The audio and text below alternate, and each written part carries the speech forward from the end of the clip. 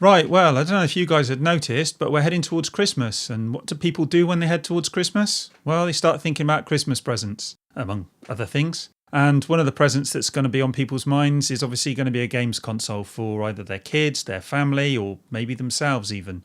So which console should they be looking at buying? Well, that's the $64,000 question, isn't it? But sit tight and let's see if we can work it out.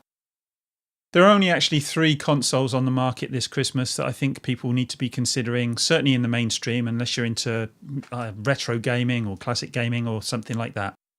So which consoles am I talking about? Well, I'm talking about the Xbox One S, the PlayStation 4 Slim, and the PlayStation 4 Pro.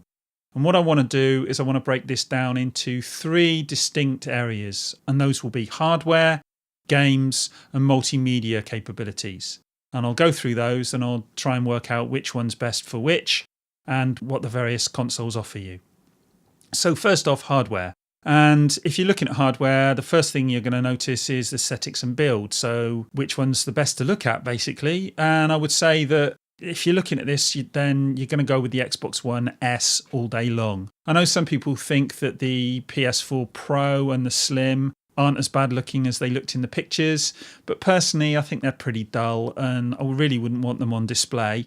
They're alright in a cabinet or something like that, but if you want something that's a bit more fancy, then the Xbox One S is definitely the best looking of the 3. And certainly the special editions, or even the white one's actually gorgeous. And the special editions, like I've got the Gears of War version, is a lovely looking piece of kit, and the packaging and everything make it look like a premium product.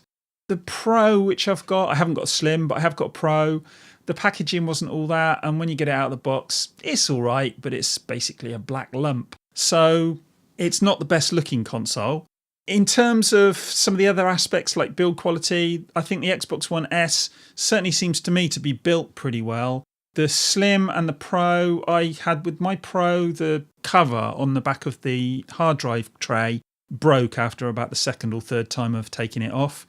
And I've noticed that the power and the eject buttons are a bit flimsy as well. And they're not very easy to see in the dark either.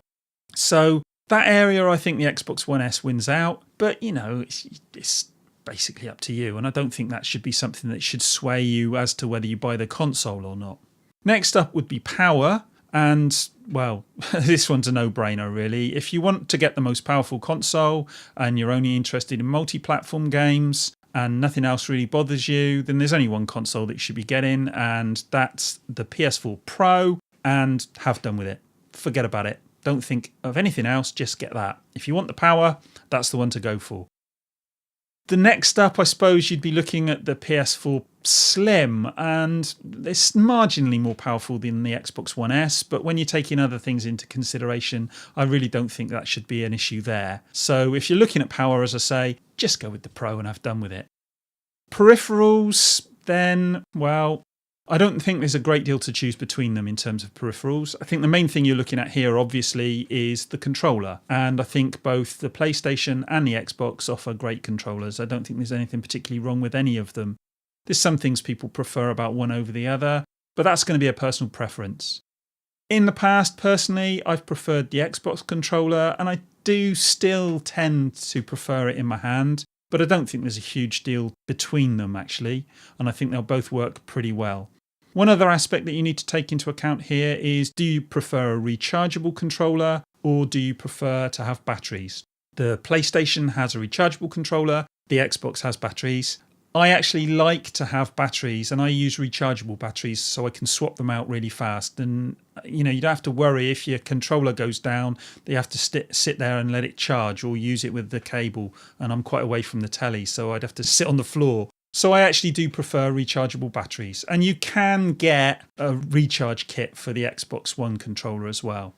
But again, I don't think this really is big enough an issue to sway you between one console or another. I think that they're pretty much on a par with one another. So anyway, that's the hardware out the way. The most important thing as far as I'm concerned would actually be games at the end of the day. So what are the various options? Well, the PS4's got a good selection of exclusives now, like The Last of Us, Bloodborne, Uncharted 4, which is a terrific game, Ratchet and Clank, and you've got more on the way, such as Horizon Zero Dawn and Days Gone, which are coming out next year, and there's going to be others coming as well. So look at those games, and if you like those, then maybe it's the PS4 for you.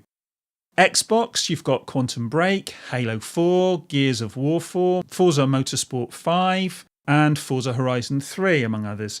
And you've got Sea of Thieves, Scalebound, Crackdown 3, and Halo Wars on the way. So basically, look at these. It's not a comprehensive list, but look at the list, look at any list you can find online, decide which games are out that you prefer, which games you like the look of that are coming down the pipe, and make your decision based on that. If you prefer PlayStation games, go with the PlayStation platform. If you prefer Xbox games, go with the Xbox platform. It's as simple as that.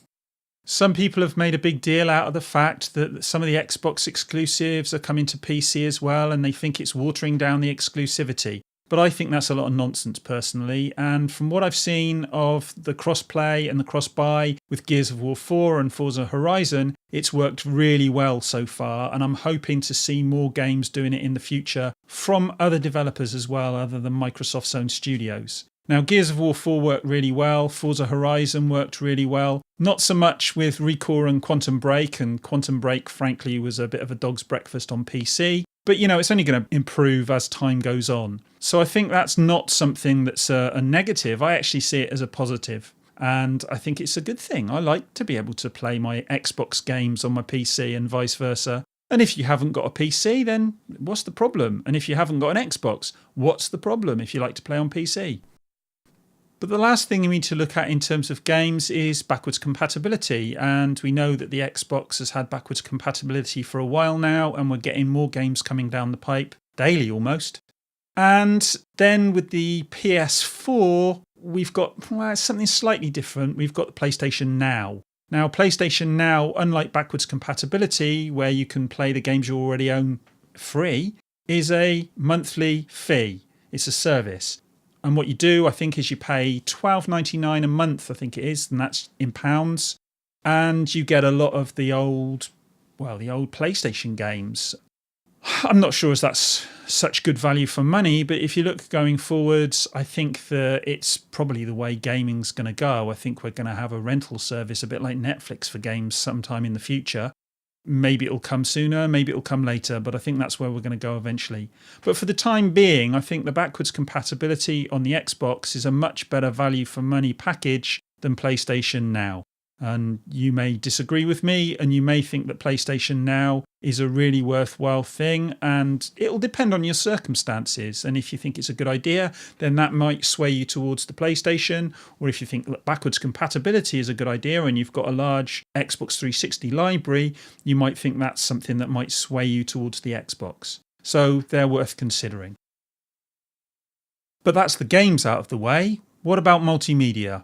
Well, streaming apps like Netflix and Amazon Prime are available on both platforms, and there's many different apps available. And they're pretty much of a muchness in terms of their capabilities here. The PlayStation 4 Pro and the Xbox One S can both output Netflix in 4K, and hopefully down the line, maybe Amazon Prime as well. But the PS4 Slim only outputs a maximum of 1080p, so you're not going to get 4K media out of it no matter how hard you try. So if you're looking to get 4K media, then it's basically a toss-up between the Xbox One S and the PS4 Pro. Now, the only other area where you might be considering one over the other might be if you're looking to get into 4K Blu-ray as well. And basically, it's a no-brainer there. If you're looking at a console that you want to do UHD Blu-ray, there's only one console available to do that, and that's the Xbox One S. Because for some strange reason, Sony decided not to put a UHD Blu-ray player inside the PS4 Pro. So that gives an advantage to the Xbox One S in terms of multimedia capabilities. However, personally, I would be going for a dedicated Blu-ray player, a dedicated UHD Blu-ray player, rather than the Xbox One S. Because the Xbox One S doesn't have quite the functionality that a dedicated player would have. Certainly in terms of audio capabilities, the dedicated player will do better. But if you're looking at buying a games console and you're also looking at dipping your toe into the water of UHD Blu-ray, then the Xbox One S may well look like a decent proposition. So in that area, the Xbox One S probably is the better console. But in conclusion, which one should you buy? Are we any closer to a conclusion? I don't know. Well, the biggest thing that should sway you is, as I have said, which exclusives you prefer, which games you prefer. If you're only into multi-platform games, then I think the PS4 Pro is a no-brainer and that's the way to go. If, as I've said, you're looking at a console that can also do multimedia and UHD Blu-ray, then you're looking at the Xbox One S. I can't recommend the Slim because I don't think it offers anything over and above the other two consoles that would make it worth buying, other than if you really want to get into the PS4 exclusives and you simply haven't got the money for the PS4 Pro.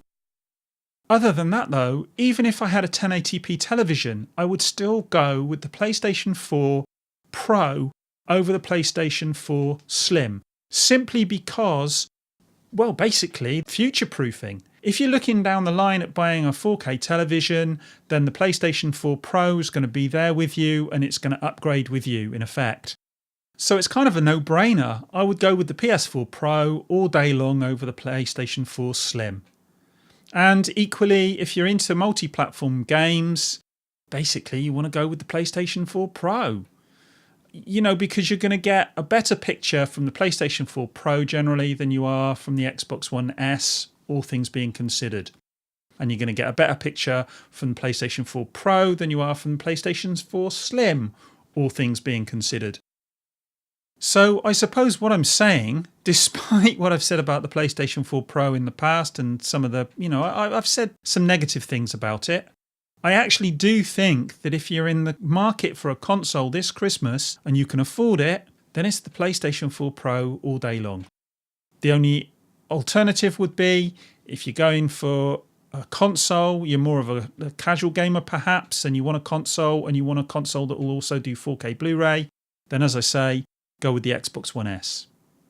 And that's basically what I've arrived at. I don't know if you guys agree with me. If you do, give us a thumbs up. If you don't, give us a thumbs down, or even better, come down in the comments and we can have a conversation about it, as usual. And in the meantime, you know what I'm going to say. I'm off to get myself a cup of tea, and I'll speak to you guys again soon. Bye.